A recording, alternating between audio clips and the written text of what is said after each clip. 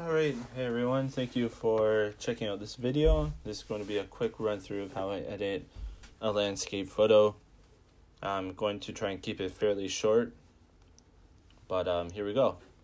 So the first thing I'm going to do is just apply a preset. This will save me a whole lot of time of doing fine adjustments to the different stuff.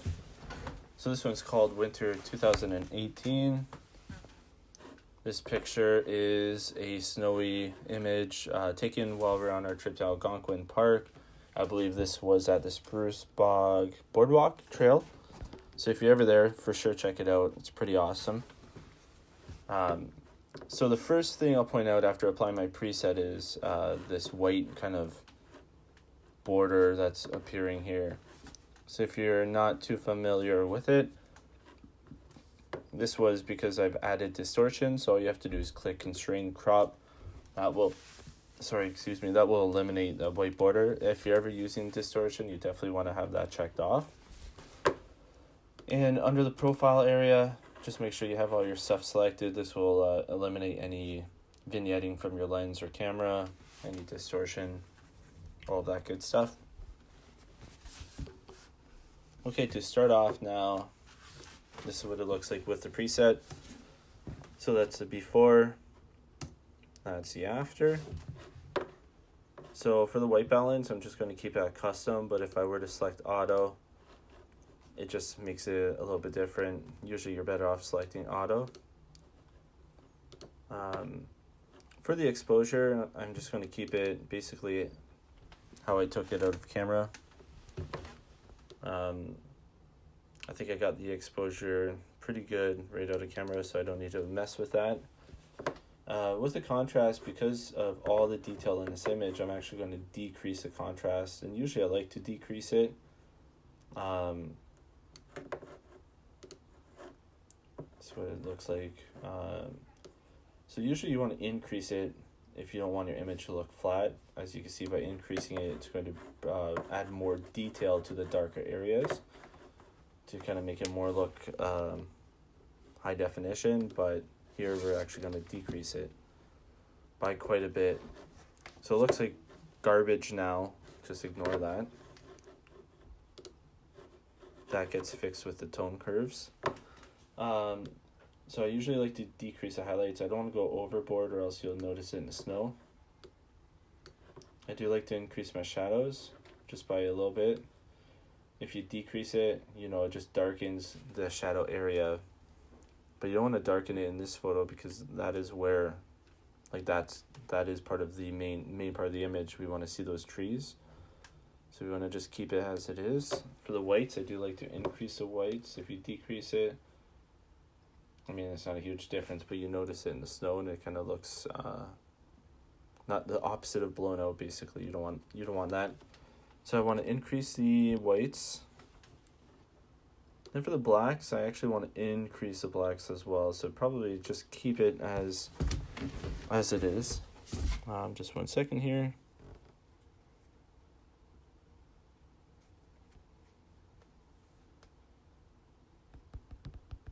All right. So just keep that as it is. For clarity, for this image, I'm not going to add any clarity. Usually I like to add it if it's maybe like a cityscape or a sunset or something like that to make it pop even more. But as you can see here, if we increase it, it almost brings too much attention to the small details of the twigs and all that stuff, and it just ruins it. So I'm just going to keep it close to what it is.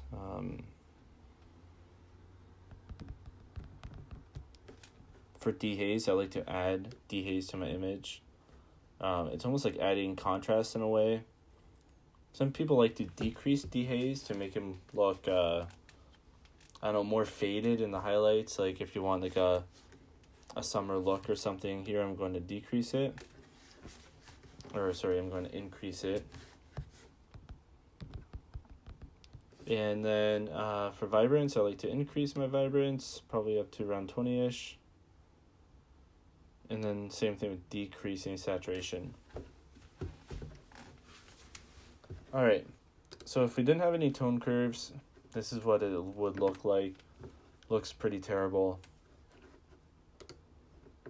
But here's where we get into the tone curve, and in my opinion, this is where you basically make the picture your kind of style between that and the colors.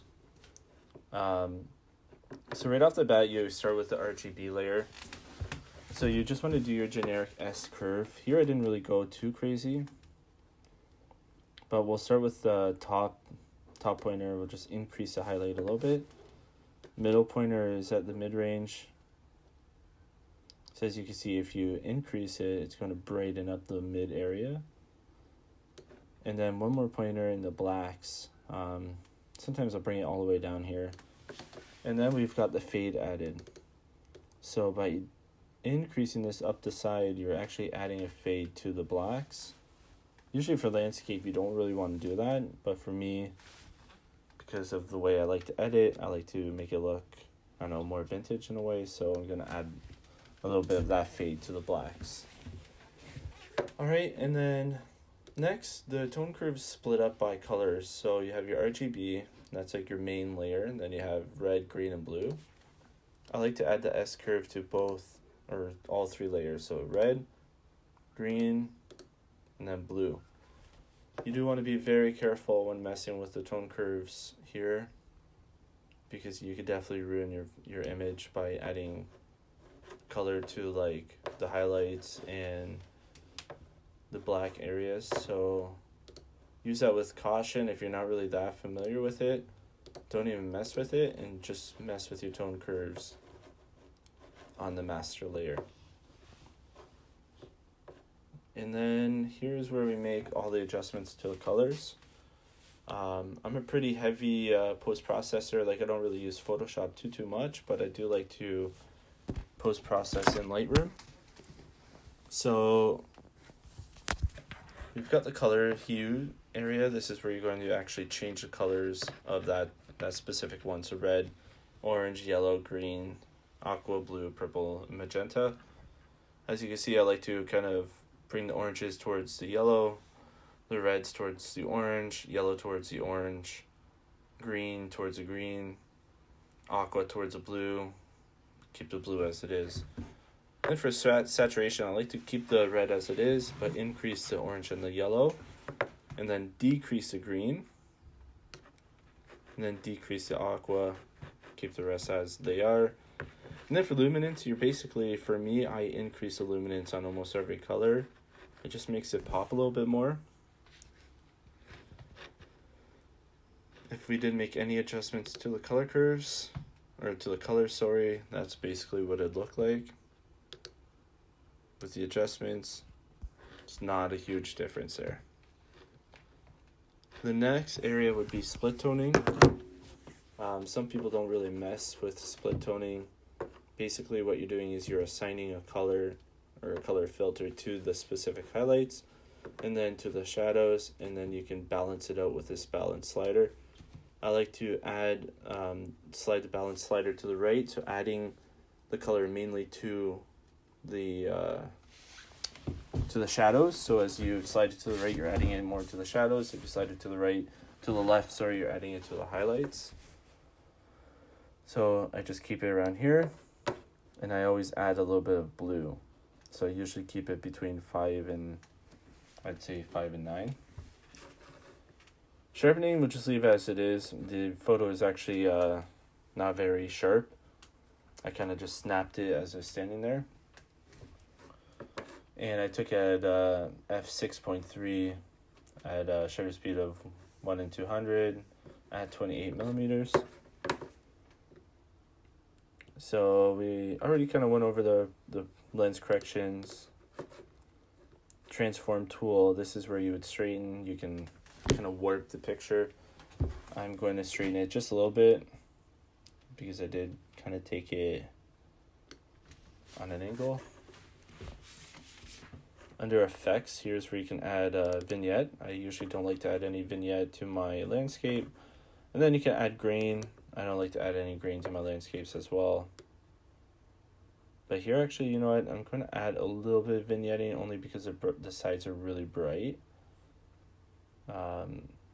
I don't want to go too hardcore with it. Probably just keep it at -13. And then under the calibration area, this is where you can adjust the colors out of the camera. I always play around with it, so I like to decrease the tint, increase the hues in the red, going towards orange, but decreasing the saturation. Same thing with the green, and then opposite with the blue. So sliding the blue towards the teal, and then decreasing the saturation. So as you can see before, this is before any edits, straight out of the camera, that's after. And you can see by the distortion, it almost makes this middle tree and area look smaller in a way. So that's the reason why I like to use distortion. And then if you really want to get crazy, which I usually do, you can start to add radio filters to different sections of the picture. So if you want to add a sun, or, well, not necessarily a sun, but kind of fake the sun shining through the trees, you can increase the exposure a bit. I'm just going to bring it down, widen it, and then add a little color by selecting the color box. So add maybe a little orange. You don't want to go too crazy. Just want to be almost not noticeable in a way. Let's probably just keep it around 4. Before, after. And then if you want, you can grab a gradual filter if you want to, like, yep, there we go. If you want to, I don't know, darken the foreground, brighten it up. For me, I don't think we want to brighten it. Yeah. Maybe brighten it a bit, just make the snow look a little bit more white. If I want to grab another radio filter, because I want to make this tree, I don't know, pop a little bit more, I can brighten up the tree a tad. Maybe add a color to it, so that's what green looks like. So say if you want to make it look a little bit more greener, you can do that. If you want to duplicate that, you just right click, you do duplicate, then you can add that to another section of your image. See if you want to add that to this one, and you're all set. So small adjustments, but the small adjustments can definitely go a long way. And that's basically how I will quickly edit a landscape photo. So if you like what you see, definitely subscribe, like the video, leave a comment if you're interested in this specific preset. I might do a giveaway to my subscribers or whoever leaves me a comment, or if I reach a subscriber number, I don't know yet, but definitely leave your interest in the comments and we'll go from there. So thanks for watching. Stay tuned for the next video, and yeah, thanks.